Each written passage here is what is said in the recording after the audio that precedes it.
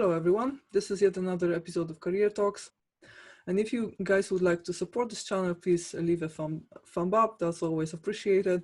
And of course, I would like to welcome all your comments and questions. I commit myself to answer all of them, so please comment below. And now to the point. And today I have great pleasure to introduce James Heathers, PhD, who is a Chief Scientific Officer at Cipher Skin Inc, a company focused on capturing movement and internal metrics from humans and objects to deliver meaningful, visualized insights for healthcare. He has a long record in academia, where he first completed a PhD in Psychophysiology at the University of Sydney in 2014, and then worked as an Endeavour Research Fellow at Poznań University of Medical Sciences and Postdoctoral researcher at Northeastern University.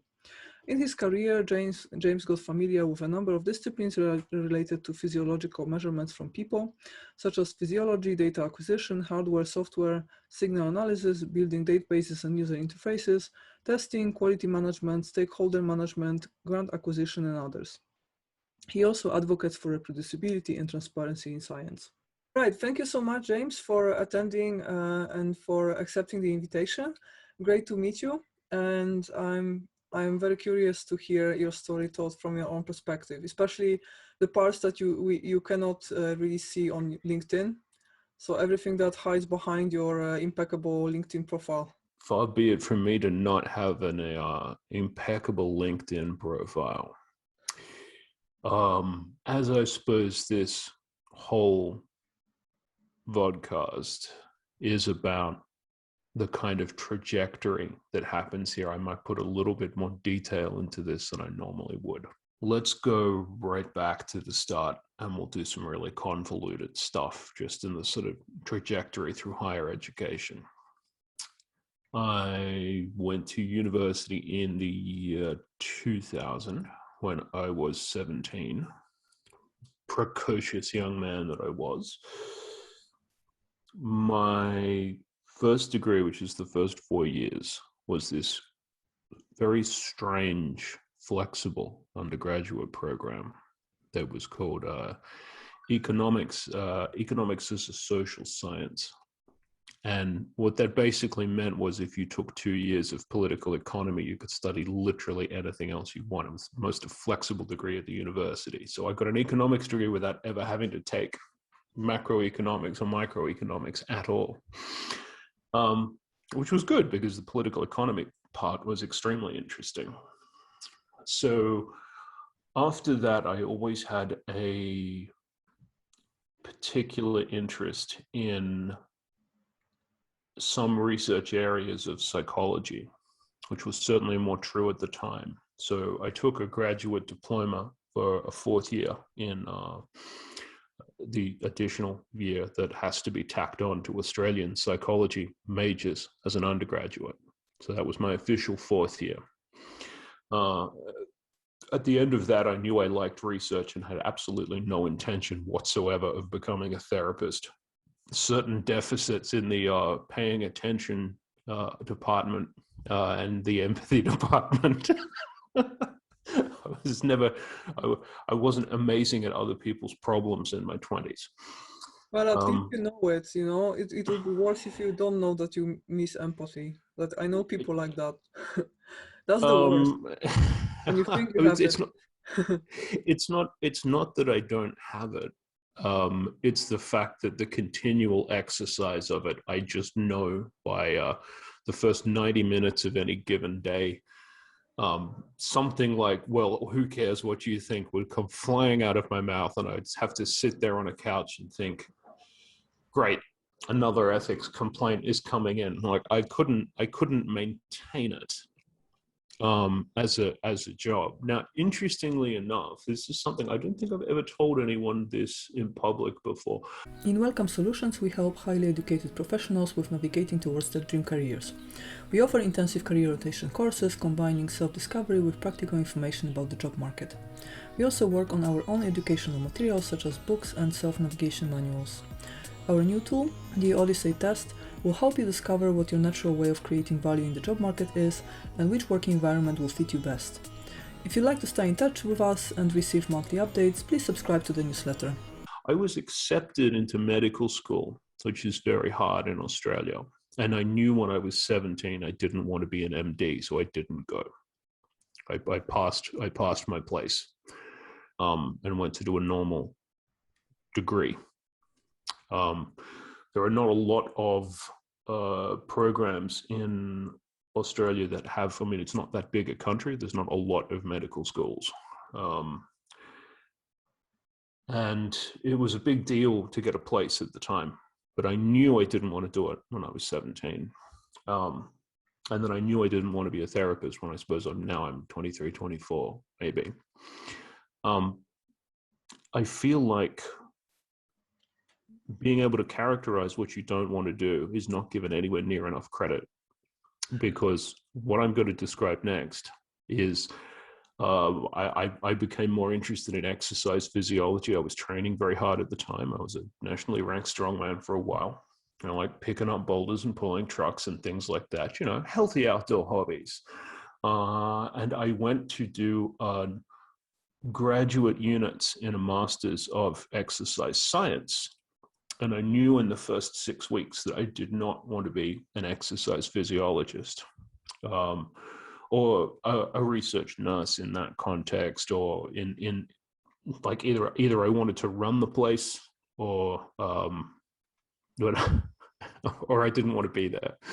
So I toughed that out for a year, learned a great deal, didn't like the people very much, got into fights with the lecturers a lot because I maintained my own body of knowledge for that as a combination of both training and sort of curiosity about physiology. So fought like bagged cats with everyone who taught it for the entire year, and then decided that subjecting myself to another year of that was a terrible idea. I worked for a while. I went to get a research master's. That was in cognitive psychology more than anything else, which was a disaster for reasons that will slow us down a lot, because after finishing the master's, I finally got a graduate scholarship in Australia that means you can do a PhD for nothing. And my PhD started to become something where I was genuinely committed to the idea. Now, this entire time, I mean, it sounds like this sort of lost academic nomad story, and that's only a little true. During this entire time, I was working as well the entire time. I didn't have they call them trust funds in America. I didn't have one of those. I had a job teaching mathematics at a coaching college. I taught many thousands of hours of high school mathematics, which is something that came really very much in handy for everything immediately afterwards. It's really strange what you derive from old experiences. And now, like even during meetings, the ability to work something out really quickly in your head, simply because you spent such a very long time on numerical and computational basics, has really come in handy far more in business than it did in any academic context, which is one of those funny skills that kind of bubbled up again to the surface. And you know, occasionally people care, but usually it just helps me sort of stay grounded as we're making decisions about what happens with said algorithm. My PhD was a mixture of signal analysis and little pieces of engineering and physiology and some social sciences, and I also ran a lab, really. I mean, semi-unofficially, but I was paid for segments of it, so that was the official part. Because the equipment was just sort of abandoned at the university. All the physiological measurement suite was just sort of left in a corner after the departure of a staff member. So by virtue of being there and having a pulse, I became the person who ran the lab, and that's how people started to treat me. It was a really odd experience of being not being in the right place at the right time, as being the only person close enough who was breathing in and out. But I expended a lot of energy into learning everything I possibly could about all of the measurement devices that I had, which turned out to be a very, very good decision for how everything else started to play out. So that's my PhD. That finishes, I finished writing that after I've come to America. I was writing it on the plane while we packed the house up, because I came with my then girlfriend, now wife, to Boston because she got a job at Harvard, which is a good thing if you're a biologist. So I came to the US as well. I finished writing my PhD here. I found the writing process of my PhD to be extremely trivial. I planned it all out. I finished 4 days early, and then I sort of shrugged and emailed it. And the actual document preparation was nothing compared to the work, which is a very different experience in the humanities, as anyone who's doing one will probably be aware. We can compress what happens next now. I got an Endeavour Research Fellowship, which is deliberately for traveling overseas from Australia to go to a place. And I got one to go to a public hospital in Poland, which I thought would be far more interesting than, going to the University of Nottingham or something. But also, there were some researchers there I really liked. They were interested in cool stuff. They had a very rigid attitude towards collecting data. They had a massive database with super clean signals in it. And I had great fun I was very lonely because I was in Poland and my wife was in Boston, but I had great fun playing around with this signal database. Could I ask which team was this? Poznań.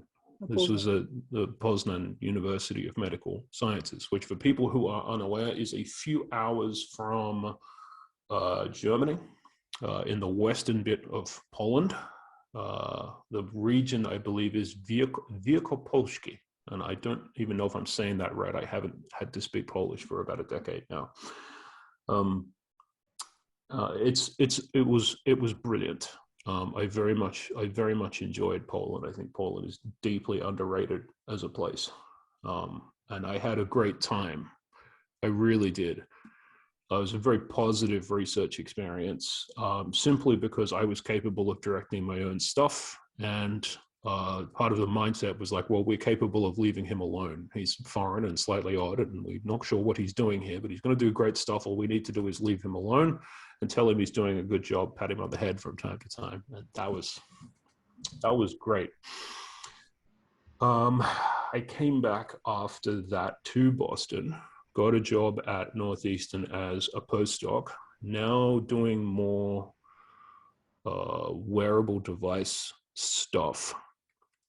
So previously learning, what is this signal? Where does it come from? How does it work? What do we need it for? Talking to device manufacturers when we need to fix it, talking to manufacturers, looking at the signal analytic platform, etc. That started to move more into wearables at the lab at Northeastern, which I'd always liked and had used for many, many years. It was one of the first things that we had. Because obviously they're inexpensive and they allow you to not be tethered to masses of cables. And if you know the tricks and how they work, a lot of the time we characterize the accuracy as good enough. And on the basis of good enough from the right environments, the signals are much more useful than they are anywhere else. So that was the postdoc there graduated into a research scientist position, which is staff. And throughout this entire kind of trajectory, I'm doing meta science work that is just me. I just invented a whole sort of parallel second career for myself of, things which are obviously apparent in my formal research, which is being analytical, being difficult about other people's analysis decisions, trying to put the world to rights and in general be a difficult person. And then that graduates into statistical techniques and thinking about policies and having high-level discussions with with people about how should we run an area or a journal or whatever else in order to manage the processes of inaccuracy or worse. The academic world right now is even historically very difficult to navigate. And the worst part about it is generally you find out that fact and how it applies to your circumstances and your particular research area far later than you should. Much later. You can't, one of the best ways to get a PhD, in my opinion, is to have a time machine and go back and either get a somewhat different PhD or don't do it at all. So many people find themselves in a circumstance where, like, okay, well, now I'm here now. I don't know anything about the formal workplace. I don't know anything about markets. I don't know anything about what areas of commercial activity are related to my work. I'm just sort of, Now, I never wanted to be that person, but I always had a plan B. Mm-hmm. Always. I strongly believe everyone should always be pre-committed. Even if you have the best job in the whole world that you like the most, and a lot of academics will tell you that or something like it, or just, I could never countenance the idea of leaving this. Always have a plan B, and not a hopeful plan B, a real plan B. And I always had a real plan B. Now, it changed over time to some degree, and that is entirely to be expected. I mean, like, what's possible, what's available. Someone says, you should come and work for me in this particular, someone that you talk to, you should come and work for me in this particular context. And you think, yeah, that's not bad. And so you meet them and you talk about the context and what's available and what they'd like to set up. And then you check in on them and make sure, like, would that still be available if I did this, etc. You just make sure that the option remains open, because you're trying to help them and yourself. They're trying to help you and themselves. Yeah. Gravitate towards an environment like that. When someone says this remains a possibility over time, make sure that the door is always open. Always have a back door. Think of it like a fire code for your whole life. You always need a second point of egress, right? Now, I've always had that. And when the plague came, my academic cynicism is a lot bigger than other people's, simply because I've spent probably, 6 or 7 years directly dealing with detecting fraud and misconduct and mistakes and the singular worst parts of the kind of research world, and how difficult it is to actually make progress on broader environments of how do we maintain academic integrity. I've talked about it a lot, but it's hard. There's a lot of vested interests who have absolutely no interest in listening to you or helping you. So I have a tremendous amount of deep-seated cynicism about that, simply because I'm being dragged through it by my nose for years and years and years. Other people who don't have to deal with it, I'm sure, will not have that same response. So I am this cynical. And then I started looking very early on in the plague times because it was perfectly obvious right from the start that at the first quarter of last year, 2020, that there was going to be a tremendous amount of disruption to campus. Small group of people closely packed in together. They immediately leave and then form another cluster of people. It's like if a very clever person had designed a system to make a disease spread as quickly as possible. Oh yeah, in buildings that were built in 1970, like even at a good university. It's not like the construction is top notch. We're not talking about the new Bain Capitol building downtown. Poor filtration, etc. And looking at that, it was really obvious that everything was going to take a beating.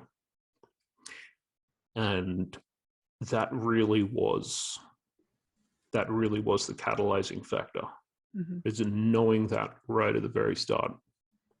Because I had other opportunities, this is related to visa stuff as well, but I'd had other opportunities to do other work. And I've obviously worked on developing them over time. But the real catalyzing force behind that was sort of one, I don't have the fancy pants, big lab academic trajectory that you're supposed to have to go and do the faculty job somewhere where there's a kind of a trajectory that they accept, you know. I'm a foreign weirdo. I'm 5 to 10 years older than other people who might do the same job, as might be expected. I've had some odd career that involves going from Australia to the US to Poland and back here, and it's not, you know, it's not a straightforward research trajectory. And all this other experience mashed in together. Mm-hmm. But the sum total of all of it means that moving into a leadership position within a small organization where the job is to make decisions about the scientific trajectory of the whole company, how it should be represented on a strategy level. You shake everything up together, and that was the most appropriate position that was available. We could have called it something else. I could have had a different amount of responsibility, but that was the last thing that was in the cupboard that was appropriate to call me. I mean, people think about jobs in terms of titles a lot. And the truth is that a small organization, it doesn't matter. You come up with something that's close enough to the role that you want to do. And this was the name that fit. That means I get to have a C thing in a title is obviously, but I mean, I've seen 4-person companies where everyone is the chief of something. Yeah. So I'm like, who cares? It's just, it's a signifier for other people. It's not going to change anything about your life. So Cipher Skin, who I work for now, I had known the guys who started the company for maybe... one of them for maybe a decade, and the other one for well before I was thinking about leaving. It's weird. The first time I ever talked to him, I was at an academic conference. I was at the SBR conference in Atlanta. So I can actually figure out how long I've known the guy because he called on the second day of the conference. And I got so excited talking to the guy, I forgot to go to a conference social. And everyone's, why didn't you come to the thing? And I was like, okay. But it formed a nice historical marker. So I can, like the CEO of the company now, I know exactly how long I've met him because he just happened to call on that particular day.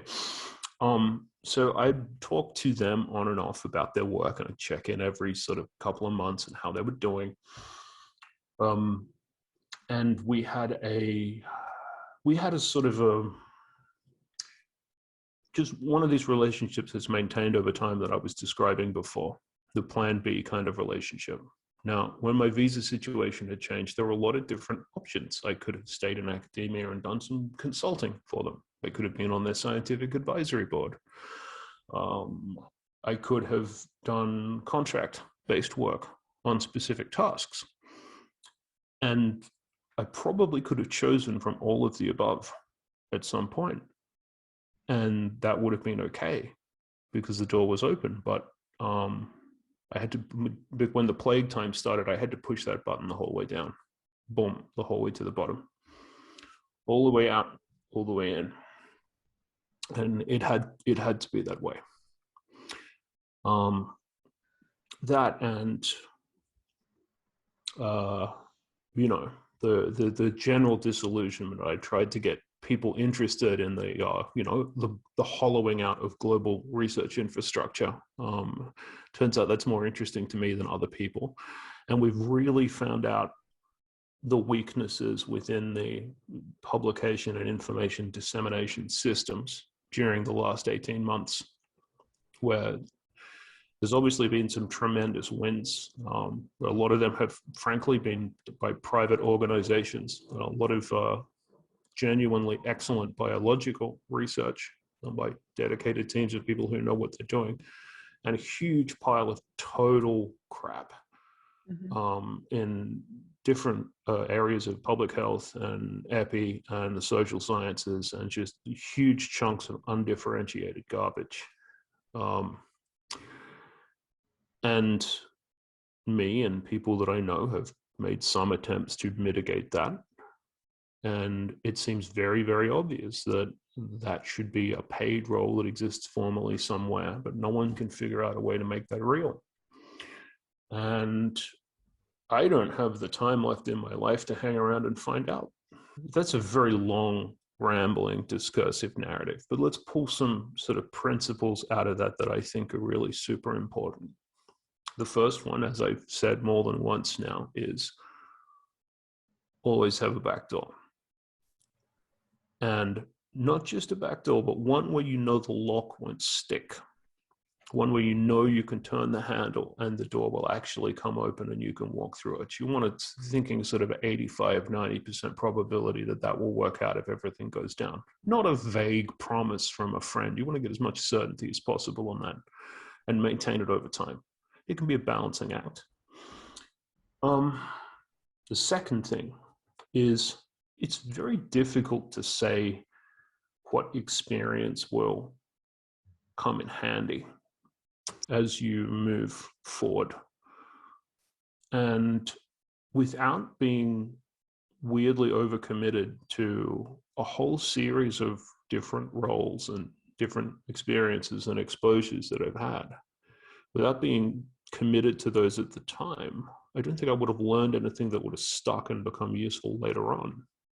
It's often odd how it all falls together to make a sort of sum total of experience. Now, that's a pretty facile thing to say, but here's the context. A lot of academics really don't realize they're doing that. They really don't realize, they don't know, they've no experience in externalizing the skills that they've got. They don't know how to explain it to other people. They don't even really know what it is.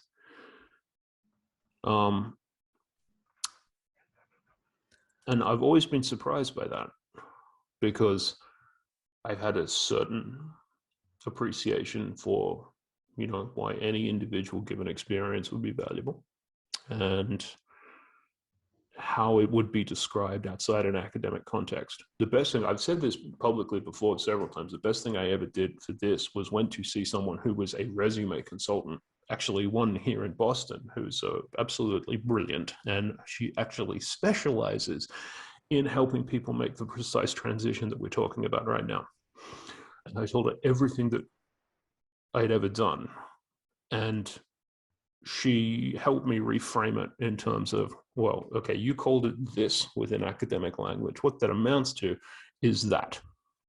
And to have your own experience read back to you in a format that is simultaneously true, but also sounds so much better than it would have been if you'd written it out yourself.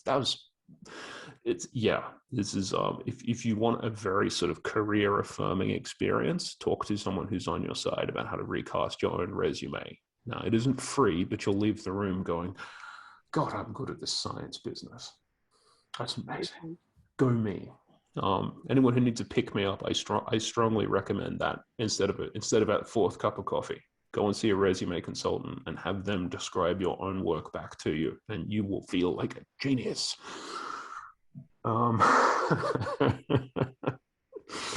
Underpinning the whole thing, there are diffuse skills that are core anywhere, and they're the most basic things, and they're so basic a lot of people never think of working on them. Now, we can get coding out of the way early on, because everyone appreciates if you have some technical job, you need to be able to master and apply some technical language. And I strongly recommend, I'm not one of those everyone needs to learn to code people. But if you do, it's not necessarily the language that you'll learn. It's how to think and structure what needs to happen in digital space.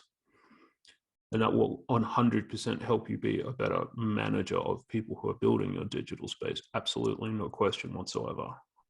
It also makes your life a lot easier when it comes to different things that you want. But the other two, as might be expected, are writing and reading, and people leave these on the table. The amount of people who cannot write well or read quickly is astonishing. You can get emails from people, long, well-written, allegedly discursive emails, and you look at it and you think, how are you where you are when your command of the English language as a native English language speaking person is this poor? Now, it may feel like it doesn't matter, like that's all window dressing and it's a brave new world where people can communicate wherever the hell they want. But that's fine until you have to write an update to your investors, until you have to write a form, send it to the government that explicates something where you hope you're not going to get audited afterwards, or they're going to want to come around and be your special best friend. It's going to help you structure your thoughts when it comes to trying to raise money. You just want to be in command of the language that you use. Reading obviously goes both ways, but being able to quickly parse the important parts of technical documents, starting with things that are very challenging and scientific. That's one skill scientists don't know they have. The ability to synthesize large amounts of complicated information quickly is supremely valuable.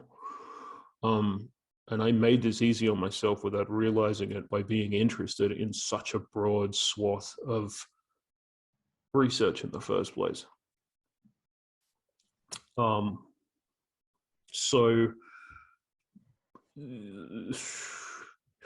Digital signal processing, different areas of engineering, software design, anything in the social sciences, some economics, the vast majority of non-specialty medicine, a reasonable amount of statistics, epidemiology, and public health.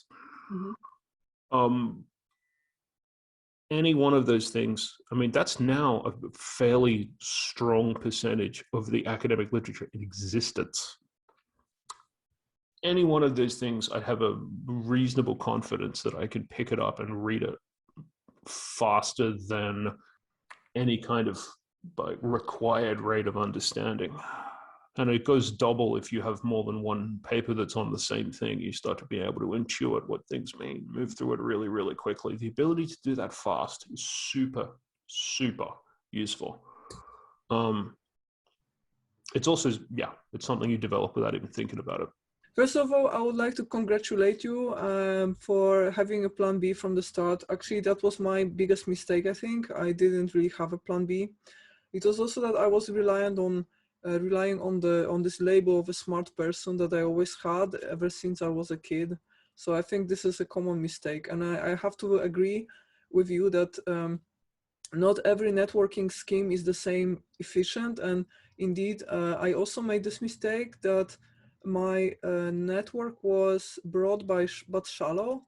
So I indeed had a lot of friends and casual friends from conferences. A lot of people recognized me in my field, but when it came to looking for jobs, these contacts appeared to be useless. So I was not really helped with finding jobs after my contract expired. And that was also a bit of a disappointment because I thought, I know so many people, there will be definitely something, but then turned out that, as you said, it's better to have a few long-lasting contacts which you can count on, and you know that it's not just words. These people are actually willing to take you on board, rather than having this like broad but shallow network. So indeed, I have to 100% agree with this. And I have so many questions for you right now. So next thing I would like to mention is that thank you for your warm words about Poland. I'm Polish myself. I did my undergrad in Poland, so I was probably one of the competitive labs because my master's studies were in Warsaw. at the Faculty of Physics at University of Warsaw. So I've never been to the labs in Poznań, but actually I have to say that back then I had this feeling that it was too chilled atmosphere, that there was not enough pressure on the publications.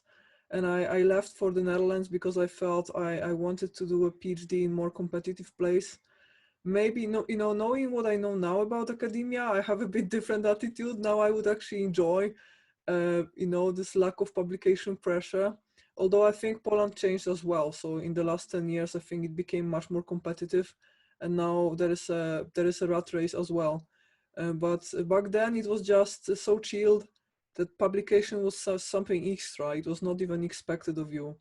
So so yeah, that I can imagine that you had good time there. Poznań is beautiful, so especially there, I think I can imagine it was good time. And indeed, I thought that there was more, like comparing Poland and the Netherlands. I think research was going a bit slower in Poland, but more like diligently. Like everything was done more diligently, so more pressure, like less pressure on fast results, more pressure on doing things right. So I think that always pays off in the long run. So first question would be the least obvious one. So do you think that your episode as a sports guy doing in strongman competitions in any way contributed to your career in a positive way? So did it really bring something to your life that you can use until this day as a, you know, as a skill or mindset? Yeah, definitely.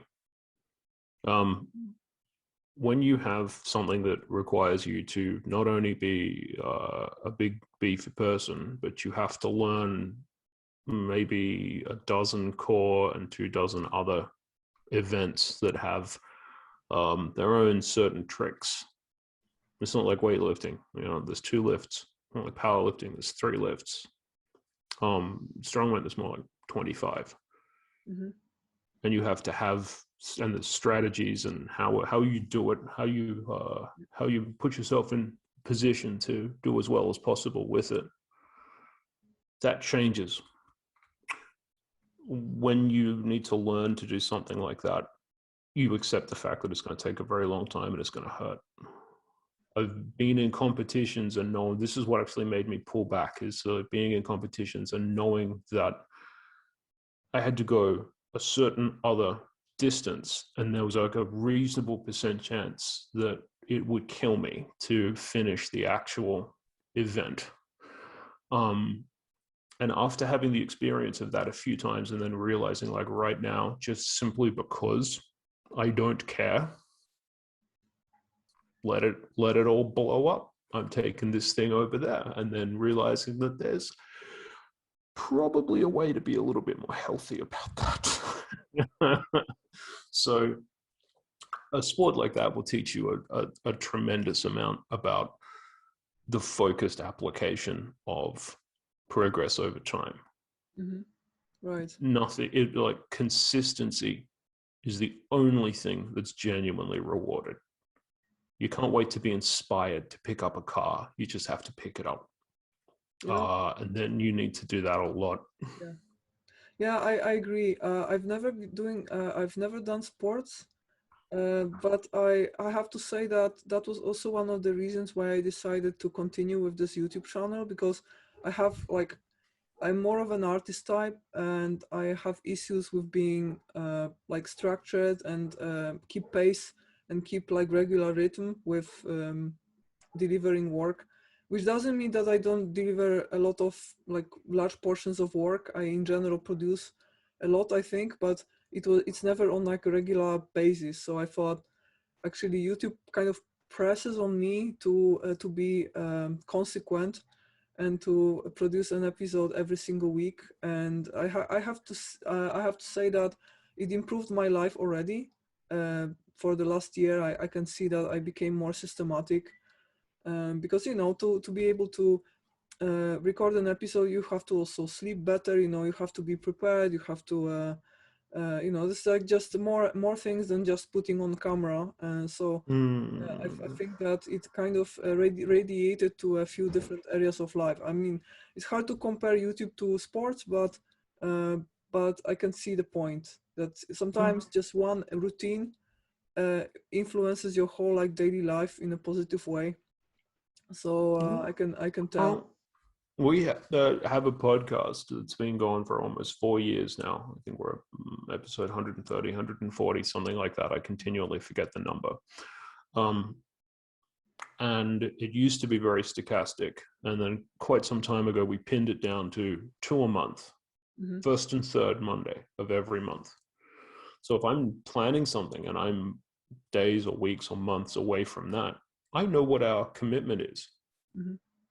And we've missed one episode, and we only missed it by a couple of days or something. And that was just completely unavoidable at the time. Yeah. Fantastic. And actually, I have to say, I have so many questions for you right now. So one thing that Let's do them fast. Yeah. One very interesting thing that you've said in your story was that in your 20s, you seem to first like pinpoint which things you don't want to do, right? So you had a long list of things you tried and all kinds of activities that you didn't really enjoy or didn't really see like future in. And I have to say, I kind of experienced the same. I also went for one of these like hybrid majors on studies. It was a interfaculty track between like 17 different disciplines of natural sciences. So it was quite an open field experience. And I have to say that I also kind of like studying mathematics and physics and psychology at the same time. I felt a bit like a jack of all trades, and I didn't really see myself in any of these disciplines like altogether. So I felt, okay, I won't be a professional physicist. I won't be a professional mathematician. I can study, I can graduate, but I don't see myself doing this. And I had like for my whole 20s, I basically like I built a long list of things I won't be doing. And I'm still, and only now when I started doing business development after my PhD and helping people with careers and writing books, now I kind of feel, okay, I primarily want to like I'm primarily focused on things that I want to do in the future and I can see myself doing in 20 years. But it's only now when I'm like 35, and like 5 or 10 years ago, I was just trying things, and it was always the same conclusion that, okay, this is almost it, but not it. And I have to keep on going, keep on searching. Yeah. The dream is to be able to make it through that process while someone pays you. Right. Well, for most of the time, indeed, it was the case for the whole graduate school and before. So indeed, I agree. But I think that many successful people are late bloomers who tried multiple things. You know, and sometimes when you read biographies from like people who turned into a success, they are now famous for things that they never studied, that very much differ from where they started their careers. And so for instance, Susan Wojcicki, she was studying actually literature and she was in humanities, but it so happened that the founders of Google installed their startup in her garage because they had no other choice. They had no place for it. And then she started observing what they were doing, and she caught the bug and completely changed her scope and went for working for them and for technology instead. And she turned out to be very talented. Well, yeah, but I mean, you want to talk about good luck and the kind of associations between people with something that you don't plan simply because you have exposure to something that's relevant. Having someone start Google in your garage has got to be one of the most epic luck plays of all time. I got a garage. Yeah, that's one of a million, a 1 in a million type of incident. But I just wanted to say that it's often the case that you end up in a different, very different trajectory than you start, and just sticking to what you do initially, it might be, because I know a lot of people who basically stick to whatever they were good at in their undergraduate studies. They had this confirmation from their environment that they are good students, so they stick to it, even despite their own intuition telling them that maybe this is not the optimal place. But they basically, got informed by, by the approval from their environment. So they basically, until this day, they're basically pursuing careers directly related to their studies, and never really try to explore more. And yeah, I like to think that there is value in failing in your 20s, and just coming to a realization that you spent some time doing things that are not your future. That's good as well. Yeah, a quick coda to that with anyone who's like, oh, I'm rapidly hurtling towards middle age and it's hurting my feelings. They tend to compare themselves to people in certain areas. Now, traditionally, academia, this was to mathematicians who a lot of the time were doing all of their best work before the age of 25. It's the whole sort of, young person's game kind of thing. And now it's people who run software companies. Both of these areas have the distinct advantage that they are self-led. They rely on a lot of intuition about what's possible. And that you don't need any formal instruction. Like you can leave a 10-year-old alone with a copy of Python in a corner and come back in 10 years and find out something that's going on. But you do that with a textbook on fundamental biology, and that doesn't happen, right? It can be completely self-directed from the very beginning, and you can start whenever the hell you like. So the other thing is, for every tiny software company started by a happy 19-year-old who manages to grow it into 1 million billion, trust me, there's 1,000 of them that fell through the cracks that you never actually heard of. So the whole thing of the young wunderkind is significantly tempered by the broader facts of how these things work. I know plenty of people who in their 20s, they started to do a thing and it just didn't work and they couldn't put together an organization, and they tried. And I don't know if they're better or worse coders than the people who built billion-dollar companies. But I imagine there's a reasonable equivalence. I'm not talking about people who are being foolish about it, not people who had genuine plans. It just didn't work out. So it is, I think it's far more normal to try and discard things before you find something that is genuinely suitable. I'm certain that there's research that's on this, but the one thing that everyone needs to know is that, he's 27 and he runs $1 billion company. He's a product of very unusual circumstances, and going, why can't I do that, is just it's your psychology talking to itself. It's not a realistic external standard. Cheer up, go to therapy. Right. Well, actually, I think in general, this myth of a successful founder who becomes another billionaire, it's an, I wouldn't say urban legend. It happens, but when you look at statistics in the US, most of the millionaires are employees.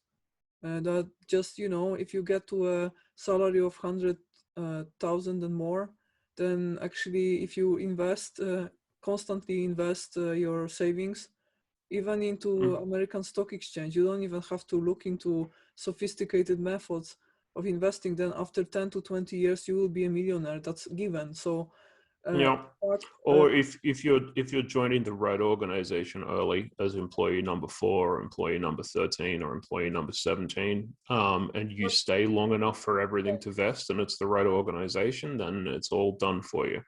But that's also, and there's many more dozens of those people than the people who are in charge of on the banner head. Right. All about what you want, I suppose. Right.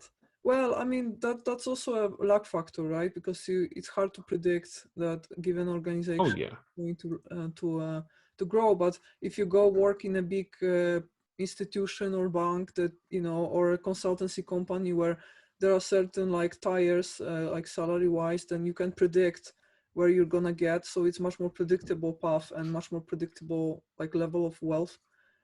And yeah, I mean, I'm just saying that like most of the entrepreneurs I know, they didn't choose this path because they were thinking of wealth. Because honestly speaking, when you look at statistics, it's not even like, it doesn't even work this way. And most people have to restart and try again and try again. And it really depends also on how fast you learn, because you have to acquire many other skills, not just coding skills. You also have to have understanding of sales. Actually, I had a conversation even this week.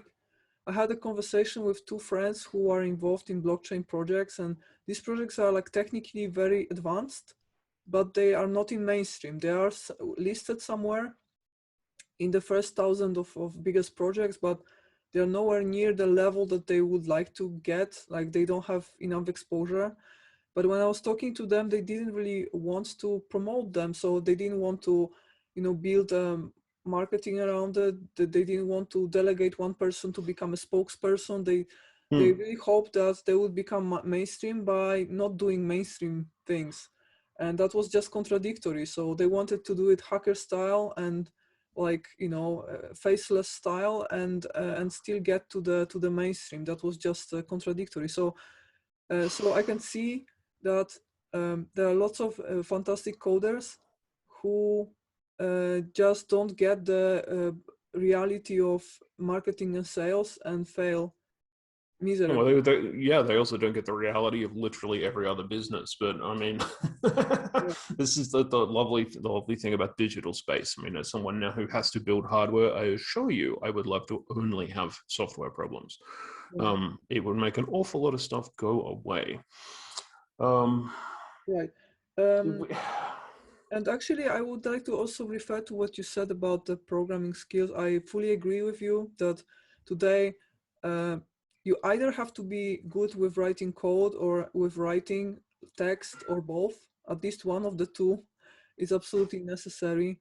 And I can tell because like ever since I started the company, I basically write for the whole day. It's like everything from emails through promotional materials, social media, like writing, you know, material for a website. Like it's like most of the day spent on writing text. So I cannot imagine. And actually businesses who don't have good content creators are also flopping these days, because like a company blog and the content on the website is like one of the major factors that build trust. And without trust, you cannot really build a brand today. So it's really important to have those writing skills. And with programming, I absolutely agree. And I think from my perspective, I can say that I always felt like better of a writer than a coder. But it's still, you have to be, it's good to be good enough at coding to at least recognize a good developer. So as you said, the code has to be clean, it has to be understandable, it has to be, you know, it has to work obviously, but also has to be like self-explanatory. So I think, I would say it needs to express a certain clarity of internal logic. Yeah, and actually the big like leading IT companies like Google, they actually have those policies that they would rather employ you if your code is a little bit slower but very easy to understand than the fastest code possible but like impossible to comprehend by someone who didn't write it. So they penalize you for on the interview for writing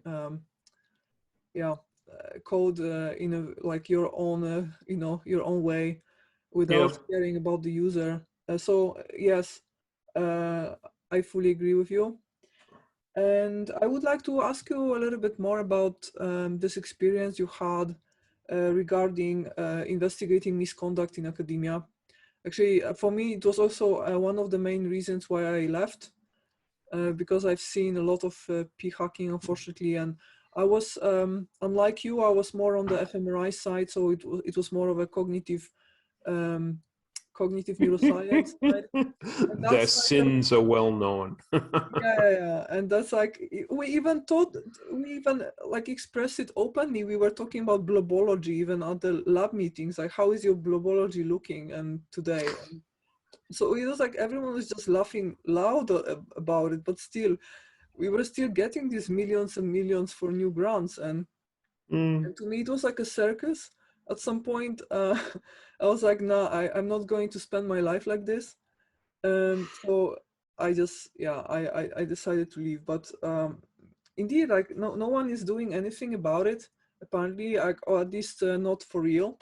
And the problem is, like, the new hypotheses are driven by the previous studies, and when you have so many false positives, then it becomes like more and more of a soup. And my feeling is that when I was leaving in 2017 or 2018, like the amount of knowledge we had at that point was lower than 10 years before, just because in the meantime there were so many false positives. And like, yeah, in the studies published in the field, that in fact it only blurred the image of what we already knew about the brain 10 years before. So I felt we actually produce negative output. The value of what we do is less than zero, because we only like induce more and more chaos on the cost of the taxpayers' money. So I was like, this is I'm done. Yeah, the social neuroscience in that particular umbrella has a lot to answer for. It feels to me like one of these things, when equipment becomes possible to use, when something becomes available, far more people will use it than understand it. In many respects, it's perversely selected for if it's expensive and difficult, because it means it requires a higher upfront investment, which gives it a certain sense of exclusivity, especially in an area where there's no strong social scientific tradition, which this overlaps with a lot of the time more than it does with the kind of traditions of the biological sciences that are also related to different brain stuff. And I suppose behavioral neuroscience is somewhere in the middle. There isn't that tradition in figuring out what that brain area does in that task, and coming up with a meta narrative that goes on top of it. So suddenly the whole idea that it costs you $1,200 to get a data point, or that it costs you $5 million to get a scanner, and then $120,000 to support it every year, all of a sudden people are like, what we could do.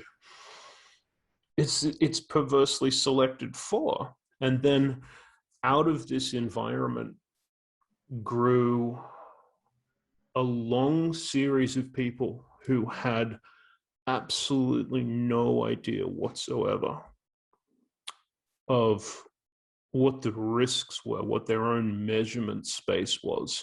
They wanted a very, very fancy mirror to hold up in front of other social concepts they felt like they understood. And they shook it all together in a bag furiously for years.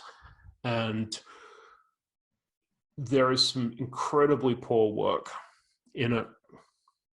And the one reason why people like me haven't turned up in it to say hello to everyone who's involved is the fact that there's a series of very strong abstractions at work in how the data is collected and analyzed, and there is a phenomenal amount of actual computation going on to be able to produce the things that come out on the other side, and you end up with abstract objects. It's very hard to intuit where the problems are unless you genuinely know how it works. Right. Yeah, it is a little bit depressing. It is, unfortunately. Well, it's like a machine that already, like, is so rolling for so long that it's hard to kind of stop this train right now.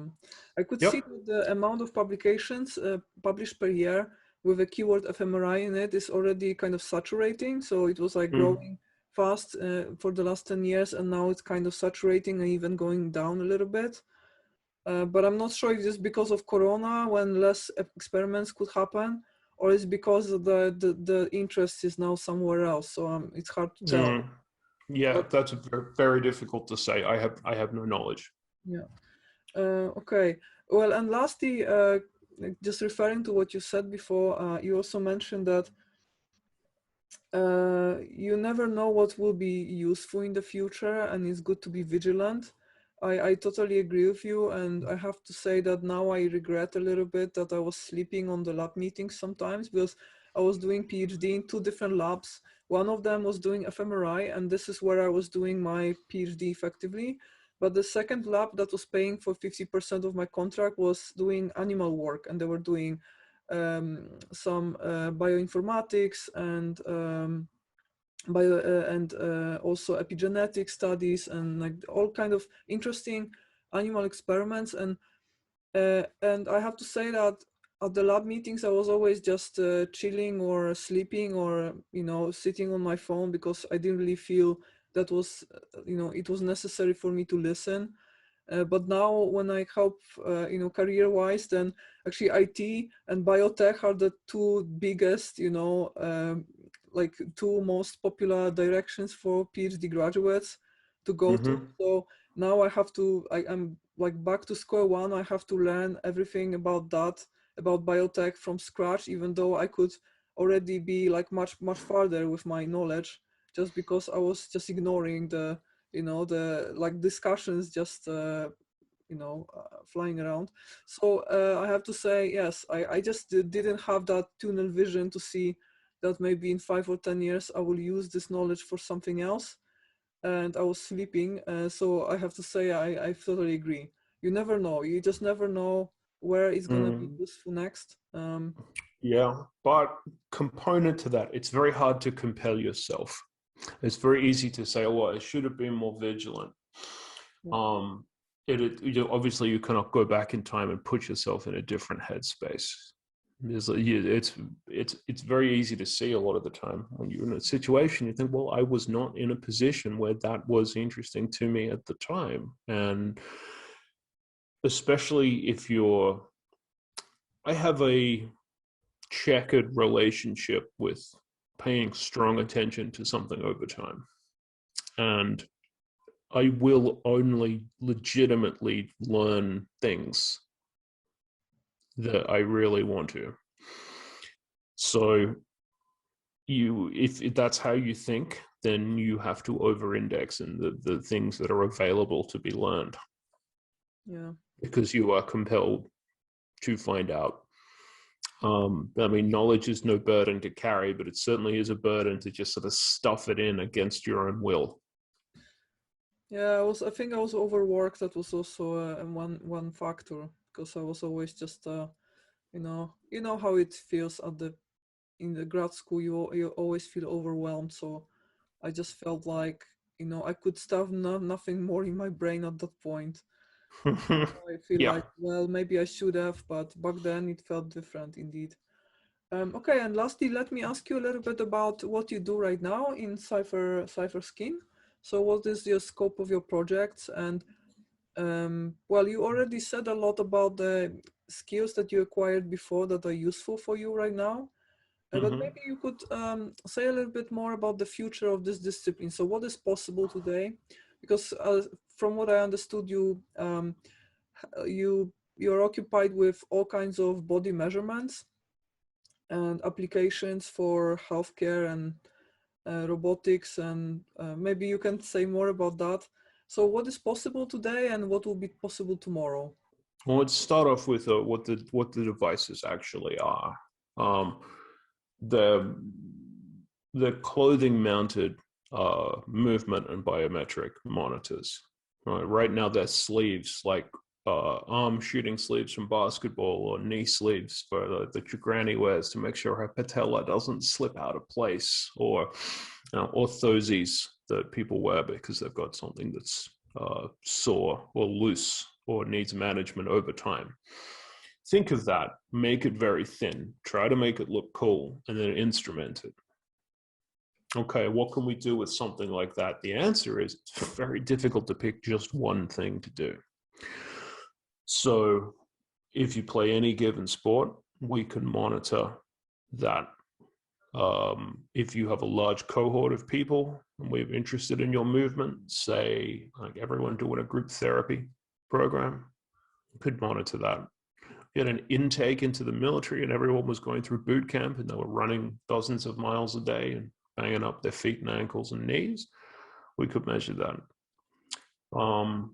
You want to do specific lab-based work for movement, that too. You want to make sure your workers' compensation program isn't getting ripped off by people who aren't doing physical therapy for musculoskeletal conditions, we can do that.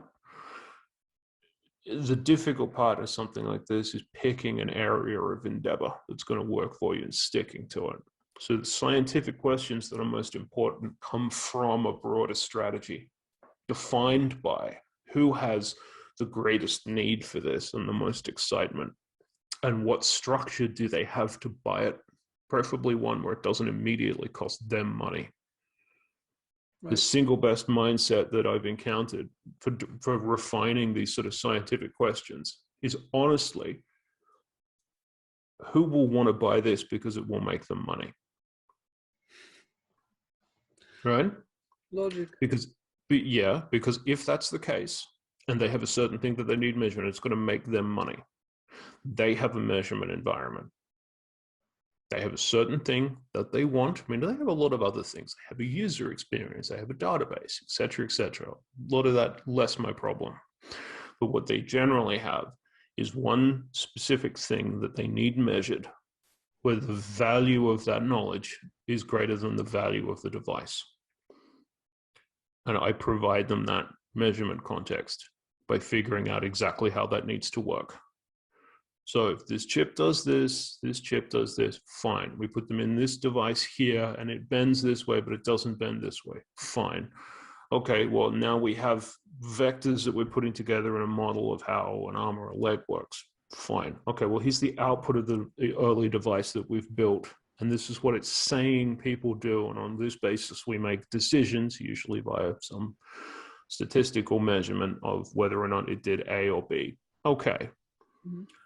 Managing the trajectory of all of that, right down to literally there is a fourth column in this data and I don't like it, all the way through to where do I see the sort of market of this moving? Who wants that?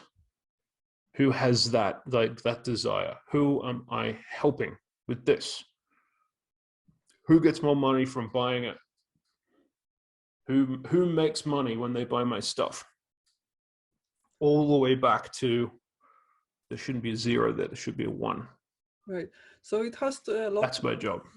Business development, in fact, right? Not just. Yes, it will, because a lot of the time, a lot of things that enter into this, you end up in a space that's kind of like a co-development space. Mm-hmm. It's very difficult with a platform device. You're like, well, it can do anything. And then someone says, I wanted to do one specific thing. And you go, okay, well, we will need to make it do that. Right. How will we help each other? As opposed to, we'll do that right out of the box. Everything will be okay. I'll handle all your data analysis. Please buy our stuff. You're never going to make money. Mm. So yeah, there is a component of business development that's in that. Mm-hmm. And that is built out of trust and interrelationships in a way that has nothing to do with whether or not something works scientifically. It's more, it all very quickly becomes about people, which is interesting. And if you think the sort of like, well, the broad swath of what the center of that job feels like a lot, yeah, it's a lot. But I mean, if you want a leadership position at a small organization, it's going to be a lot. It's like the vertical level of like the sort of hierarchical responsibilities here, the levels of abstraction are going to go up much more than you're used to. Right. There's like the imagination that's necessary. The ability to maintain interrelationships with other people, the ability to know sometimes the best thing to do next, and having the kind of the position within yourself where you feel like you're making the right decision, and then questioning that if you haven't. It's all very, very different to just doing the analysis or just writing a paper about it. Right, right. You know? Okay, great. And lastly, let me ask you a question that I often ask at the end. Since like your path looked logic, I mean, in a sense that you now seem to utilize all the skills that were like turned out to be your strengths on the way. So you found a way to combine them nicely, and you seem to be happy about what you're doing today. So I would say it's a lucky escape from academia, and for sure. But is there anything that you would still do differently, or is there any? Do you have any regrets? Do you think that you made some strategic mistakes on the way that you would? Oh yeah, probably lots. But for you to think like that in the first place implies that you were on a trajectory that was supposed to end up in a certain place. There's a kind of hindsight bias that keeps in. I don't do regret. I didn't do. I mean, I mean, in the interim, like, oh, I asked him to do that, but we already had that code, and that wasted 3 of our like collective work days within this team. Yeah, I regret that stuff. But, you know, did you this great big thing? Do you regret it? No, screw that. I learned from it, certainly, but it's just not within the sort of frame of reference that I think is useful for thinking about how you've lived your life. Make a different decision if it comes up again in future. Don't think about how you could have like, oh, this is like, it's inherent upon me. I made a mistake. Yeah, sure you did. Recognize that, immediately forget about it. Try not to do it again. I wish I could do that. Well, I mean, I think a lot of people do. It's just that, I mean, it's congenital. I'm just not really built for. I'm not really built for the. Let me put it another way. Do you know people who are our age, right, in their 30s, who have continual conversations about things that happen at high school? Oh yeah, those people. Yeah, of course. yeah, and you think, not only do I not care, I don't even remember any of that, and I wasn't in it. That's so far from my experiences, like my emotional life now. I have no memory of any of that. Jesus, really? Yeah. Like, this is, you know that much about what happened at that time. Have you been like sitting around reminding yourself of that every 3 months? Did you write it down? How is that in your head? Right. Yeah, I agree. That's how I feel about crying over spilt milk for like professional macro kinds of decisions. Yeah. Yeah, I Like have that recognition that actually once in a while I'm still in touch with people from high school or undergrad studies, and I noticed some of them just like mentally stayed in the same place. They have the same problems as 10 or 20 years ago. They have the same habits. They have the same.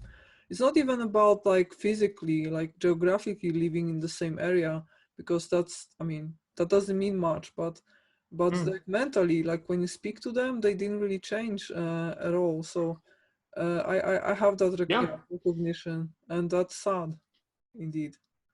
Well, I mean, it's also how they choose to live, and presumably it makes a lot of them happy. But I mean, so many people, I mean, there's a difference in mentality there. Right. I couldn't wait to check out and do something else and know different people. It was just, I mean, it was like 6 weeks after I'd left, the whole thing was dead to me. It was the same thing when I remember people leaving primary school and, you know, well, we're not going to see each other. We'll see you in high school. We were 12 or something. Yeah. I picked up my bag and went home. Right. I mean, I'm capable of being sentimental, but I'm not capable of, there's things that it will never get you anything positive. All it will do is occupy your space. You might as well solve number puzzles in your head. At least then you'll be flexing some kind of mental muscle. It will never get you anything. Right. And it's very easy to say that and very difficult to work your way away from like a habit of cognition or something that is something that you focus on. It's very difficult to say, don't do that, because most people go, well, I've tried that. It's hardly instant. Right. I don't have many regrets, but a few regrets I have is that I didn't really trust my own intuition, I think, early enough. And it's really good one. I think it's good, and if I trusted it more, I would be like really like much more developed today. I Mm-hmm. wouldn't say successful or famous or anything like it, because it's like all relative and it's not really, you know, measurable in any way. But I'm just saying, you know, I would avoid a lot of problems on the way, and I would probably have more knowledge, more, you know, contacts, and I would say financial freedom and everything else than today. If I was just like made this like one little change, that I would be more reliant on my intuition and less on like external advice. So that's one thing I can say I regret, but well, now I know. So now I kind of respect my own gut more than before. Mm-hmm. Okay, Yeah, great. but I mean, your regret in this case has resulted in you literally behaving differently. Yeah. So it's not simply a matter of you're at war with yourself. You've just identified something that you think is useful to behave differently, and now you do that, which Yeah. speaks very well to your effectiveness as a person. Yeah. Thank you. Thank you, Dad. Thank you. Yeah. Hey, I'm not that much older than you. You keep a civil tongue in your head, young lady. Yeah. Well. Yeah. But my dad says similar things. He's a chess player, by the way, and he uses his intuition a lot and his gut, like much more than you would think, like than you would expect from a chess player. So, yeah, he's always saying that. What you just said. Okay, great. So thank you so much, James, for taking part in this episode, for sharing your wisdoms today, and thank you guys for watching. And if you would like to ask James questions, please follow him on Twitter. He's very active there, and you can also post questions below. We'll make sure that your questions are answered. And thank you so much for watching. Until next time. Thank you for having me.